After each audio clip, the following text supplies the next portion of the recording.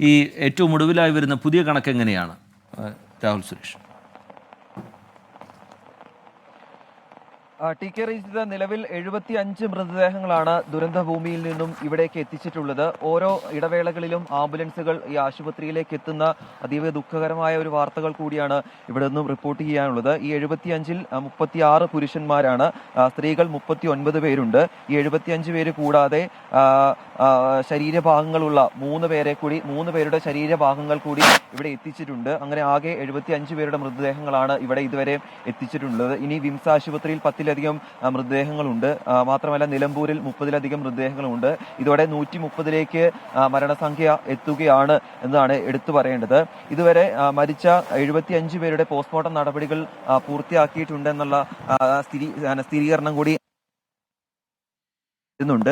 വേഗത്തിൽ തന്നെ പോസ്റ്റ്മോർട്ടം നടപടികൾ പൂർത്തിയാക്കാൻ കഴിയുന്നുണ്ട്. അതുമാത്രമല്ല ഇൻക്വസ്റ്റ് നടപടികളും പൂർത്തിയാക്കാൻ സാധിക്കുന്നുണ്ട്. ഇതിൽ തിരിച്ചറിയാത്ത നിരവധി മൃതദേഹങ്ങൾ ഇവിടെ ഇപ്പോഴും തുടരുന്നുണ്ട് എന്നതാണ് അതിൽ എടുത്തു പറയേണ്ട മറ്റൊരു പ്രധാനപ്പെട്ട കാര്യം. തന്റെ ഉറ്റവരെ തേടി ആളുകൾ ഇവിടേക്ക് എത്തിക്കൊണ്ടിരിക്കുകയാണ്. ഈ ദൃശ്യങ്ങളിൽ കാണുന്ന പലരും അവരുടെ പ്രിയപ്പെട്ട ആളുകളെ തേടി ഇവിടെ എത്തിയിട്ടുണ്ട്. ഇതുവരെ ഈ CHCയിൽ മാത്രം 400-ലധികം ആളുകളെ കാണാനില്ല എന്നാണ് ഇവിടുത്തെ കണക്കുകളിൽ നിന്നും വ്യക്തമാകുന്നത്. 400-ലധികം ആളുകളെ കാണാനില്ല എന്ന് രേഖാമൂലം അവർ ഇവിടുത്തെ CHCയിൽ അറിയിച്ചിട്ടുണ്ട്.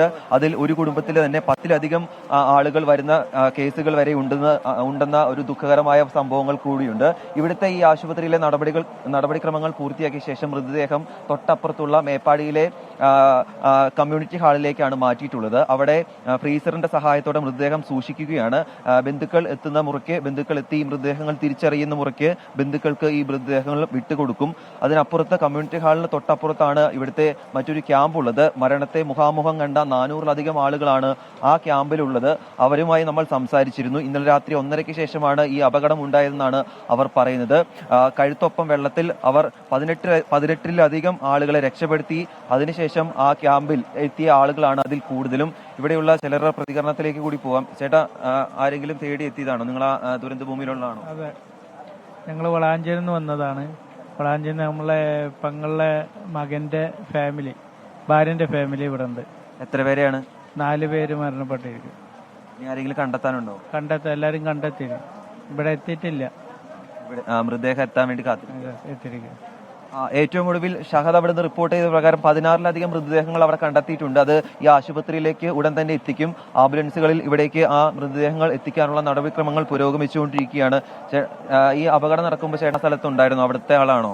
ഇല്ല, അവിടെ അല്ല. ഞങ്ങളിപ്പോ വന്നതാണ് അവിടുന്ന് ഇങ്ങോട്ട്. അങ്ങനെ ആളുകളെ ഉറ്റവരെ തേടിയെത്തിയ കുറെ ആളുകൾ ഇവിടെ ഉണ്ട്. TK, എന്താണെങ്കിലും അതീവ ദുഃഖകരമായ സംഭവങ്ങൾ കൂടിയാണ് ഈ ദൃശ്യങ്ങളിൽ കാണുന്നത്.